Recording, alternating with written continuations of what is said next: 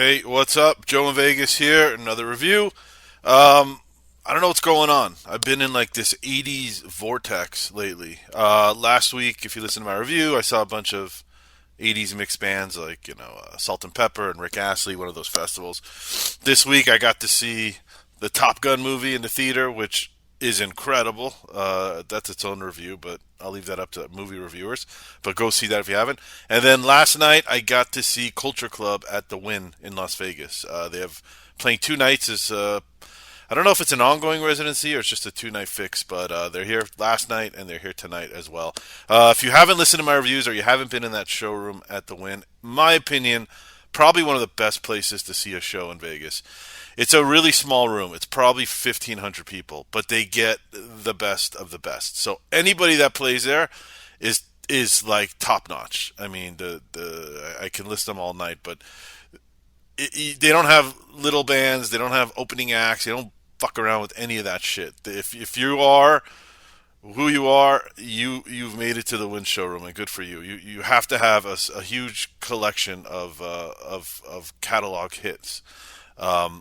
It's very organized. The shows always start a little bit after 8, and they always end at 10 on the dot. So, Culture Club. When I first heard they were playing there, I was a little surprised. Look, I'm an 80s kid. Everybody knew Culture Club. Karma Chameleon was huge. They were the love of MTV. They had the right sound at the right time, and Boy George for sure had the right look. That guy, girl, whatever you want to call him, was so ahead of his time. It's incredible. It's incredible. Like, you see what's going on with the world now, and you think back to him and how long ago that was. That's 40 years ago, and how way ahead of the time. And he didn't give a shit.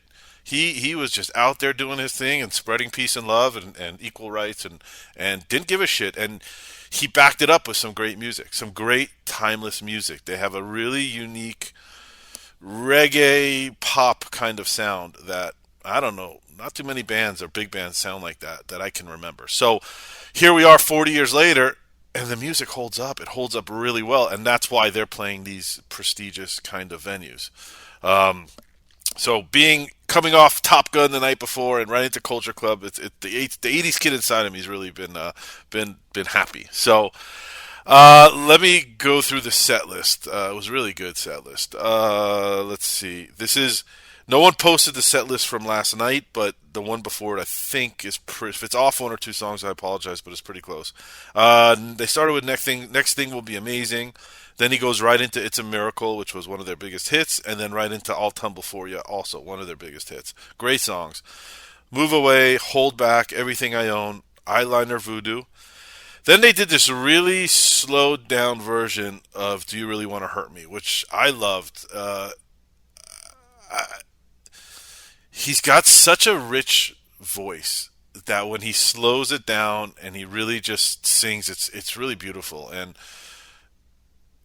taking that tempo out of that song and just stripping it down into a slower kind of ballad, I thought was really good. I actually thought it was better than the original, to be honest with you. It was less poppy and it was more soulful. And given the lyrics of Do You Really Want to Hurt Me, it really fit really well. So did a great job with that. Then Victims, Planetary Karma, Drop the Needle, Church of Poison Mind, which I love that song. Such a great song. And what he did at the end was he mixed in George Michael's I'm Your Man. So I guess the beat's the same, and they just, in the middle, he turned into If You Want to Do it right, right. And went back again to Church of Poison Mind. Great little, what's the word? I don't know what the word is. But it's a great little song set where they mixed both in and did it. And really, they didn't need to. Church of Poison Mind's so good on its own, but it was a nice little touch in there. Also feeds your little 80s soul when we're throwing some George Michael in there. Then DJ Madness, and then Time, Clock of the Heart. Time is a great song also, one of their bigger hits. One of those songs you kind of forget about, to be honest with you. When I heard they were playing in my head, I remembered, Karma Chameleon, obviously, and you remember, like, It's a Miracle and I'll Tumble For You. But once you get into this set list, you really start remembering they didn't have 2 or 3 hits. They had 7 or 8 hits. And that's why they're playing to win. And that's why they're still holding on and still packing places in 40 years later. After Time, he did Miss Me Blind, also a big hit from them. And he did the War Song. Then this was surprising on the encore. Was it the encore? I don't remember if it was the encore or right before the encore, but they did a cover for Rolling Stones, "Sympathy for the Devil," which shocked. Good. It's cool to see. Definitely different. Wasn't what I was expecting. Not a song you would expect them to cover.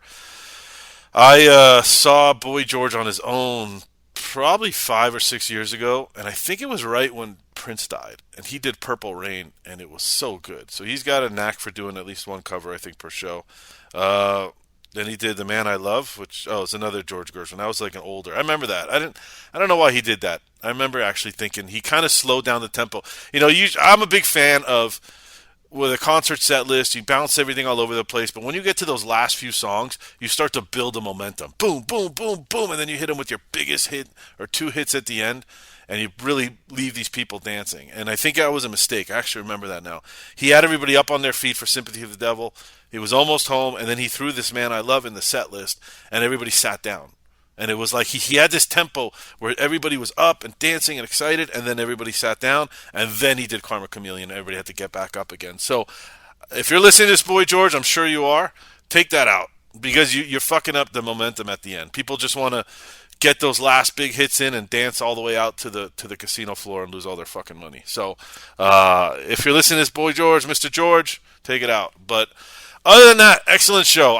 My other than that song at the end, my criticism would be, and I don't think it's his fault, or maybe they didn't plan it well enough. It's not a massive stage; it's a small room. They had a lot of people on that freaking stage. There was the three, him, and then the two other members of Culture Club. I think they're missing one from the original. He made a comment about it. Maybe one day they'll get him back. But you had those three guys. You had a couple other band guys. You had this big platform that with stairs, and then two drummers at the top of it behind plexiglass. Don't know why they still had plexiglass. I don't know if it's a COVID thing or they're scared we're going to throw bottles at them like an old country bar. And then on the right side, he had four background singers, big, flamboyant, in costume background singers. That's a lot of people for a small stage. And what happened is, I think, in my opinion, is it didn't leave him enough room to work the stage and work the crowd. It was small. Plus, he had these big shoes on, but I think he's been doing that forever. He had big, long overcoat and big shoes on, and hard. You could see it's hard to move around in that, but I think that guy would manage. I think he's been a pro when it comes to wardrobe. But I think it's too many people on stage, and he had very little room. Not that he's going to be running around, but compared to other shows, it's hard to get a crowd going if you're not feeding that energy. You have, like when I went to see Lionel Richie's a good example. Same age, probably. He's probably older than Boy George. He's a one-man guy on that same stage, and he had a couple band guys in the back, but there was enough room for Lionel to kind of not run, but bounce all over the stage and walk around, and it kind of energizes the crowd when the lead singer does. So it felt a little stiff. I'm not going to lie. That aside, overall, it was a really good show. I'd probably give it an 8.3 out of a 10. Don't know why. It might have been like the momentum killer at the end, and just it didn't have. People were very happy. If you're a Boy George fan, you're gonna love it for sure. I loved it. It was a good show. I can't give every show nines.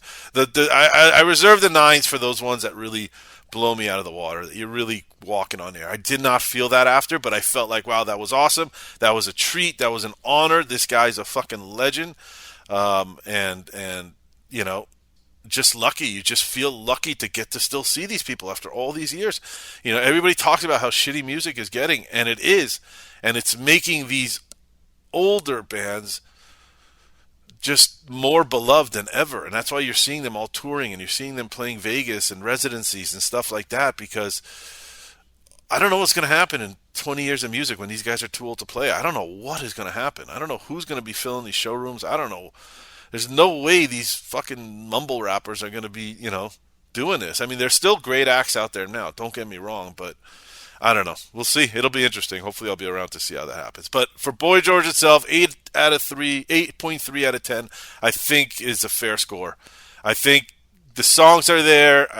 I think they can make the show a little better to kind of get you a little more, jamming. But go check it out for sure if you get a chance to ever see them. Thanks for listening. I'll see you at the next show. Bye-bye.